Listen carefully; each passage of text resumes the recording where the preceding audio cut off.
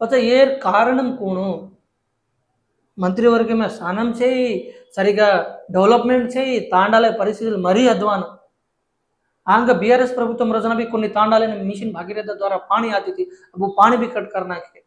ఇందిరమ్మ ఇళ్ళు కేవలం కాంగ్రెస్ కార్యకర్తలని తప్ప కేనా మిలిస్తా నిజమైన పేదలు నిజమైన గోర్మాటి ఓన్ घर छे जेन घर दे मिले चगाई गत तांडे मध्ये देखत होता आज डेव्हलपमेंट कतच तांडू मा दी वर्ष वेरीच సబ్సిడీ దాదాపు 150 కోట్లు గవర్నమెంట్ 2023 ఎలక్షన్ రాంగే